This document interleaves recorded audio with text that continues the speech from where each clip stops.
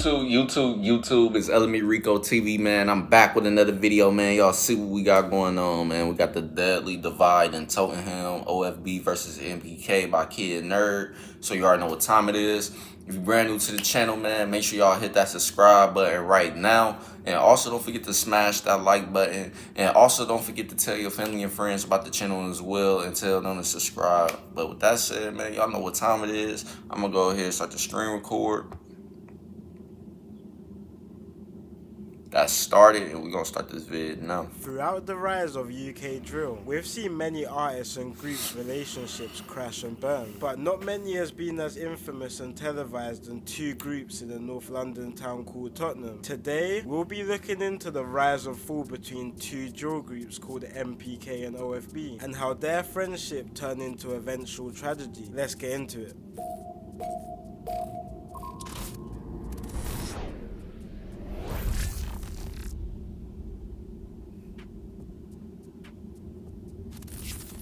Guys, before I get into this video, I just want to say a quick message to a lot of the young youth who live inside and outside of London who may be watching. I know a lot of young kids who watch these videos may find themselves in similar situations as people in this video or videos that I've done in the past. And I just want to quickly say, so like I said before, we're taking this story. We pretty much gonna see what he's talking about throughout this video, pretty much anyways. For many reasons. It's bred some of the biggest artists in the UK, stemming from global pop stars like Adele, and major grime artists such as Skepta and Chip, and now big drill artists like Headie and Abracadabra. In the last few decades, Tottenham has also been notable for a lot of violence and crime. Infamously, the area of Tottenham has been known for igniting big uprisings, like the Broadwater Farm riots in 1985, and the London 2011 riots, which put the country into a national lockdown, which is a topic for another video. But also a lot of gang warfare has plagued the community, especially in recent years. I remember this from an older video I reacted to,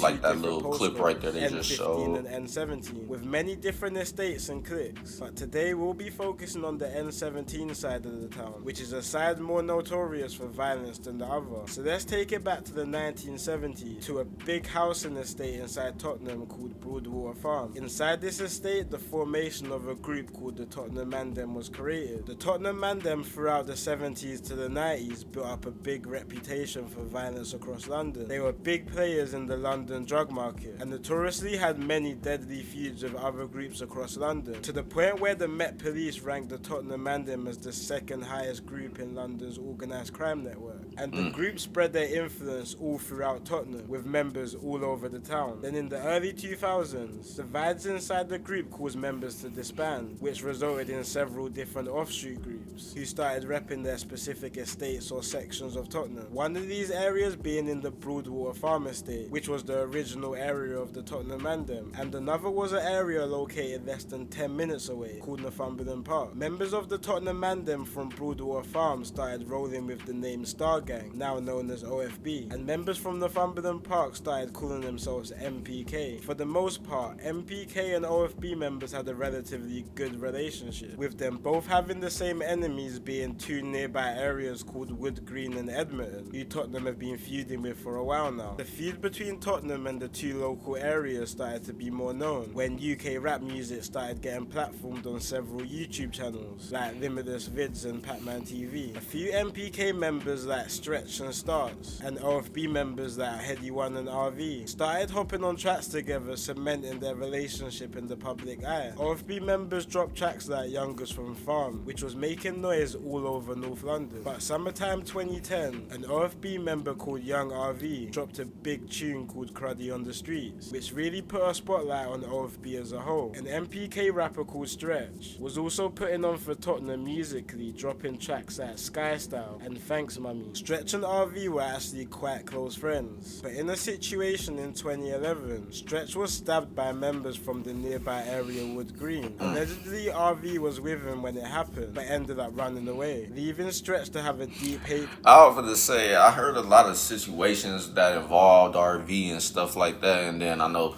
it's like, I believe some of the gangs that's beefing with them pretty much have people dissing him in songs and stuff like that.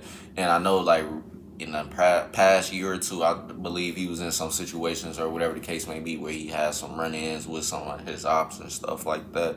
But other than that, man, it's just crazy that you pretty much have somebody that, or anybody that experienced a lot of this stuff going on, being around all these types of different crazy experiences and stuff when they going through the street life and stuff like that. So it just goes to show you, man, that any given time or any given day, et cetera, that any of these situations could happen for real to you or to anybody around you, et cetera, if you living in that type of lifestyle. So like he pretty much was trying to say in the beginning of the video, he knows a lot of young people ending up in these types of situations and going through these types of things and stuff like that. So other than that, man, y'all definitely just gotta do y'all best to, if y'all can avoid this type of lifestyle, avoid it.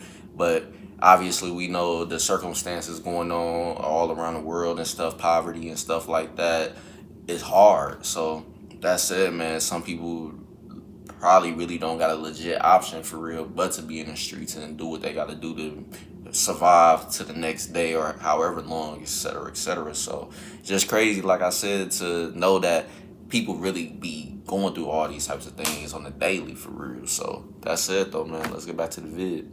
For RV and other OFB members.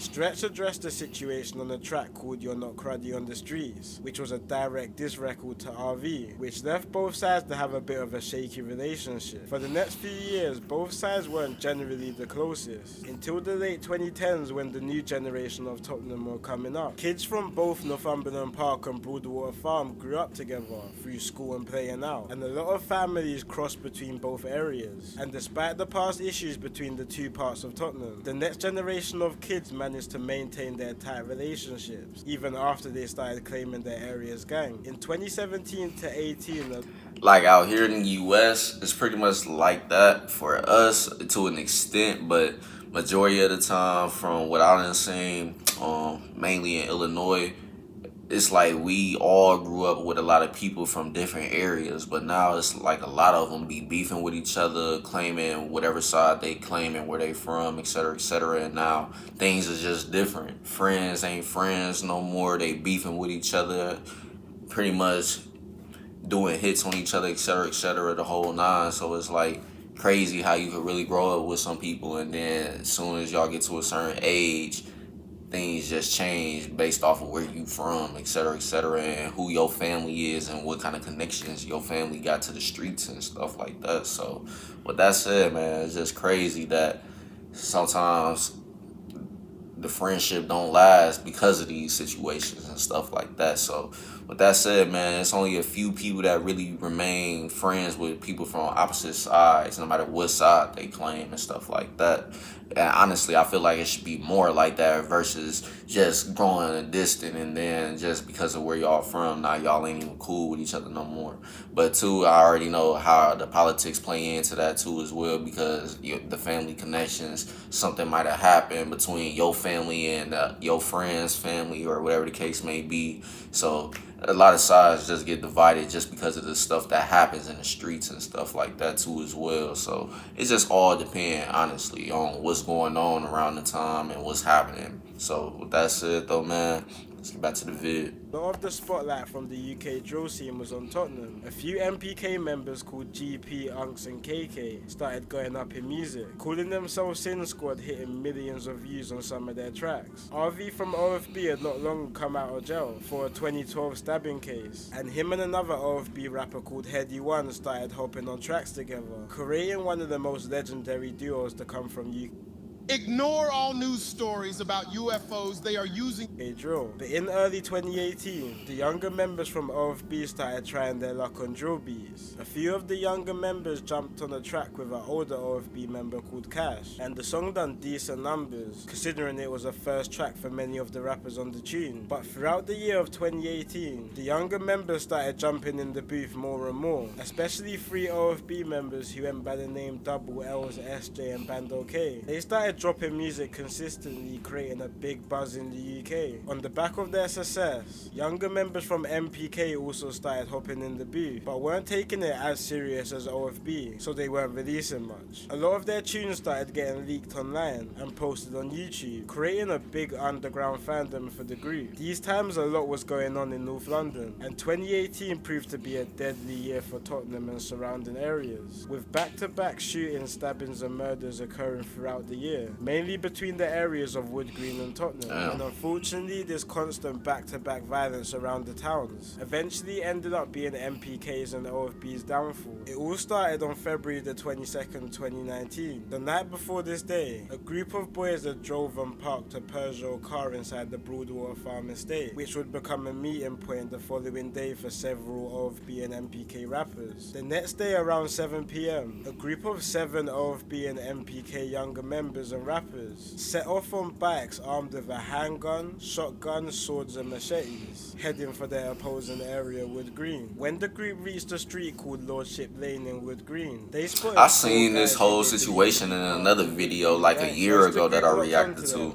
like back in the beginning when I started reacting to UK drill and stuff. One of the stuff. shots narrowly missing the woman who was in a nearby store. The Wood Green members started running into different directions to try and get away, so the Tottenham group got back on their bicycles to try and catch up with one of the victims who was falling behind the rest. They managed to catch up and corner a 20-year-old man, then proceeded to stab him 8 times in total and shooting him once in full sight of members of the public. But the attack was interrupted when one of the victims, called Kamali, managed to retrieve his car and attempt to drive it into the attackers to save his friend. But once the group saw Kamali in his car driving towards them, they turned their attention towards him, circling his car attempting to smash his windows to get him out, while he was stuck between 2 cars trying to reverse out. Kamali eventually ditched his car to try and run into a hairdresser's which was nearby. Once he got into the shop, he tried to barricade himself inside, but the attackers managed to force themselves in, resulting in Kamali being struck several times, leaving him in a terrible state on the scene. Afterwards, the group rode their bicycles back to the Broadwater Farm estate and changed into clothes which they left in the car they parked off the day before and rode away. Sadly, Kamali didn't make it, and his death was announced the following morning. In the next few months, one by one, each attacker was getting arrested and remanded, at a time when OFB were reaching the highest numbers in the UK drill scene. 2 days before this attack on Kamali, SJ from OFB alongside 2 other OFB members released their biggest tune yet, called Next Up. And now stuff was looking real for SJ after he was getting investigated for allegedly being on the scene on the day. During this time, SJ started hitting the booth heavily, dropping some big tracks, building his name to be probably one of the biggest drill artists out at the time. But a couple months later, the tragedy of K1 caught up to SJ in the worst type of way. SJ alongside other OFB members were invited to a freestyle session hosted by the well-established DJ called Tim Westwood on a series called Crib Sessions, which in 2019 was one of the biggest. I know I had a lot of people that wanted me to react to those, but man,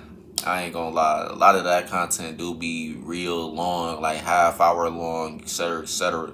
The way I was thinking about, if y'all did want me to still react to those, I can break them down, but that means they'll have to be broken down into parts, because the way I do my videos, I try to get through multiple different videos in one day of recording. So with that said, that's why I said I could break those types of videos down into parts, just because some of them be real long, like half an hour long, and I think I even saw some getting close to an hour range. So a lot of these little freestyle sessions and stuff be real long. But y'all let me know if y'all still would want me to react to those, and if y'all do, which ones, and I'll definitely go ahead and check them out. And if they real long or something like that, then like I said, I have to break them down into parts, just because I still try to get into other content for my other supporters that might be looking for me to react to other things as well. So with that said, that's why my channel diverse in a whole lot of different things that I react to.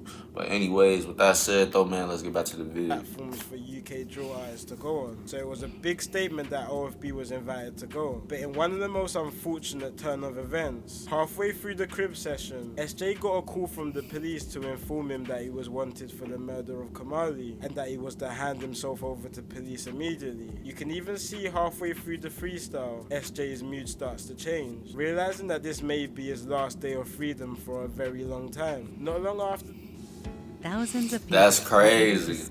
Right in the middle of your freestyle and stuff, you with your guys and stuff, you get a call for something that serious. So it's just crazy. Like literally anything can change in your life at that split of a second. Like literally, it don't matter what you doing. You could be in the best mood possible, and all it takes is just for that little split second for something that change everything. So just go to show you, man, like living in that type of lifestyle, you literally don't get no warnings for real. It's just all pretty much you gotta peep, and based off what you do and what you involved in and stuff like that, you pretty much gotta watch out for everything, any and everything. You gotta watch for people, you gotta watch for 12, pretty much the same thing, the whole 9. So it's like you can't really relax for real in this type of lifestyle. So just that quick, you could be doing something real good, and then all of a sudden you get hit with that call or something crazy that, hey, your name, woo, woo, woo, you involved, or we looking into you for this and that, etc., etc. So now, like they say, you pretty much got to hand yourself over to us immediately, or we got to come look for you. So with that said, man, it's just crazy that shit like that can just change everything in a split of a second while you just doing something else. But other than that, let's get back to the vid. SJ hands himself in, and now with 5 out of the 7 suspected attackers locked up, awaiting trial for the murder of Kamali. It wasn't long before there started being issues between both OFB and MPK members in jail regarding the case. Quite early on, there was rumours circulating that one of the MPK members who was on the case, who goes by the name of Osav, was starting to snitch on the situation, allegedly implicating other members in the murder. A few OFB members had stuff to say about it on Snapchat, building tensions and situations between MPK and OFB inside and outside of jail. On October the 8th, 2019, the trial officially started and the tension was high in the courtroom. Several teenagers who hadn't even started their lives properly yet was looking at going to prison for the best parts of their life, and emotions were high in the court. Not too long before the start of the trial, SJ had even been offered a £155,000 record deal while awaiting trial for the murder, which was a big sign that if he managed to beat this case, there was another life waiting for him on the other side. But the trial didn't go well, and it wasn't long till the jury handed their guilty verdict for all the 5 young men. At the sentencing, all hell broke loose. MPK members and SJ started to fight and yell abuse to each other in the courtroom in front of the judge, and when they were all sentenced to between 21 to 28 years each, the room turned into chaos. Chairs and other bits of furniture started to get thrown into the docks, and all the defendants started to get separated after repeated violence between each other. One of the defendants' stepdads even leaped from the stands and started to threaten the judge, screaming that he will murder him after the sentence was announced. The tension continued outside the courtroom. See, man, I know the law sometimes might not be on people's side in these cases, whether they really didn't do what they getting accused of and stuff like that, but y'all can't let that happen, man. Especially the people that's not really involved in the case. You can't have them there going crazy and stuff, because that's only gonna make it look like in front of those people that y'all guilty. Like whatever they said y'all did, based off the reaction and how people acting behind it, they gonna assume that, yeah, whatever that y'all pretty much here for, y'all did it. That's how they gonna look at it every time when you outrage and stuff like that. So with that said, man, when y'all in situations like this, it's important for y'all and your people to stay calm and collected, because all that anger gonna do, all that's gonna have them do is look at y'all like y'all definitely did what y'all accused of type shit. So with that said, man, all of that really do play a pivotal role in some of these situations for people. But at the end of the day, even though they still got sentenced and this all happened after, it still just doesn't help in the future for you if you still trying to fight the case, because based off even dude's stepdad saying that he was gonna do what he said to the judge, that ain't gonna help you at all for real, because they gonna remember that. All of that stuff is gonna be remembered, and they gonna, hey, I remember your step pops woo said this to the judge. How we know he ain't got that type of influence to have you do something like that? So that's pretty much how they looking at the whole situation. Like, all right, we pretty much got the right people then, because based off how they reacting and what dude's stepdad just said, I feel like this definitely shows that they did something, because why would they react like that if they feel like they didn't do nothing wrong? So with that said, man, this is just crazy though, if they really didn't do it. I don't really know the whole story for real about what happened that day. I wasn't there, so I'm not gonna be the one to say, oh, this person did that for sure or not, etc., etc., because I wasn't there. I don't know who was involved for real, and I don't know who did what. So if they really did do it, then it is sad that they pretty much gotta go sit and do this time for something that they probably didn't even do. But other than that, man, y'all comment down below how y'all feel about this whole entire situation still to this day. And y'all let me know, is they still pretty much trying to fight this case, or is this case pretty much sealed and over with? Y'all let me know down below. But other than that, let's get back to the vid. The vid is almost over, so I'm not going to pause it no more. Families and friends of the 5 defendants started to argue outside. Not long after, SJ and other OFB members took to Snapchat to say their side of the story, labeling the NPK members as snitches on the case, which overall was the real start of the break-off between both NPK and OFB. And members on both sides were making this publicly known through social media. But soon after the sentencing, on the 19th of February 2020, stuff started getting physical between both sides. 3 OFB and NPK members bumped into each other at a local barbershop, which ended with 2 OFB members being stabbed and slashed multiple times. A CCTV video of the situation leaked, which was... I ain't gonna lie, I do gotta pause it one more time. Just even though I do know a lot about the UK drill scene based off of all the reaction videos I did so far, and then too just pretty much watching stuff here and there on UK in general and the street life over there and stuff like that, it's still crazy to hear about these situations happening. Like people getting cornered in little stores or whatever the case may be, got no place to go. Like you pretty much just stuck in that situation now. So whatever happens type shit. So it's just crazy to know that people are pretty much experiencing these things and stuff like that, getting cornered, and then these things is happening to them. So I just know it's crazy and brutal. So with that said, if people survive those type of situations, I just know the recovery, all that shit is painful and brutal for real. So with that said, man, if y'all not really trying to be in this lifestyle, avoid it as best you can, because stuff like this is possible to happen to you. It's just that simple. If you beefing with the wrong people or whatever the case may be, stuff like this could just possibly happen at any given moment. So, like I said, just that split of a second, everything can change for real. You could just be chilling doing something. Next thing you know, something like this is gonna happen. But other than that, let's get back to the vid. Posted all around social media, bringing awareness to what was happening on the streets of Tottenham. On the music side, while SJ was locked up, more new rappers started coming out of OFB, releasing tunes off the back of the success of other OFB rappers. One of these being an OFB member who went by the name of Ispot. He blew up from a single he released called 3S, and after a couple more big songs he dropped throughout the year. A lot of fans were saying soon he could hit the same level as SJ. But in September of 2020, the ongoing feud between NPK and OFB caught up to him. Ispot was on his way home from college on the train, but when the train hit a station called Meridian Water in Edmonton, 3 alleged NPK members spotted Ispot sitting near the window on the train. In front of shocked onlookers, the 3 NPK members proceeded to stab Ispot multiple times, striking mainly his lower back and face. One of the strikes actually ended up hitting one of his eyes, damaging his vision, but thankfully Ispot survived the attack.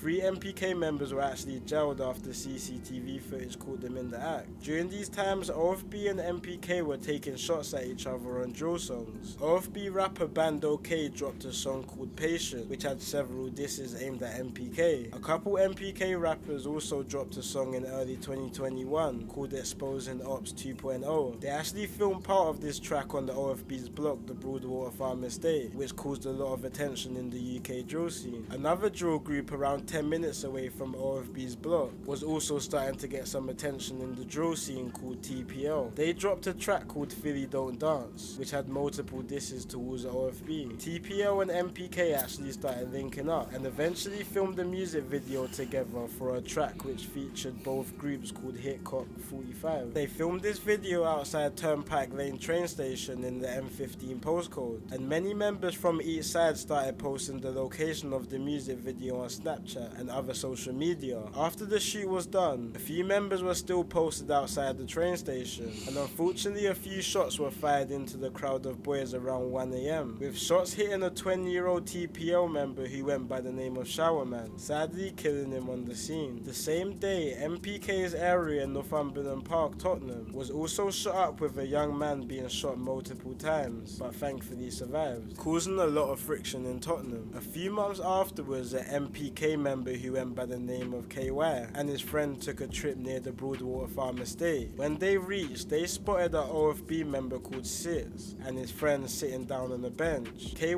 approached Sitz while we were sitting down and the two started to argue. KY grabbed Sitz's phone from him, which resulted in Sitz slapping KY in his face. Afterwards, KY brought out a large knife from his trousers, stabbing Sitz 3 times, and then he made his escape. Sadly, Sitz didn't survive the attack, and mobile tracking caught KY in the act, resulting in him getting caught and sentenced to 19 years. Throughout the last few years, there's been numerous back and forth situations between the two groups, and with both areas being so close together, causing paths to cross all too often. Unfortunately, more situations more than likely will carry on happening. It's been your boy Kid Nerd, and peace out.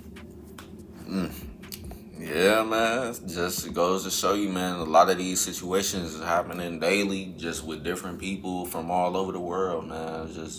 It's crazy. But that said, man, that's pretty much the end of the vid, man. Make sure y'all don't forget to smash that like button and comment on the video to help the video get recommended to a large audience of people and hopefully bring new support to the channel. And also, if you haven't already, don't forget to hit that subscribe button right now. And also, don't forget to tell your family and friends about the channel as well, and hopefully they become supporters of the channel. And also, do not forget to turn on post notifications so you guys get notified when I upload. With that said, though, man, that's the end of the vid, and I'm gonna catch you guys later on more, so stay tuned. Peace.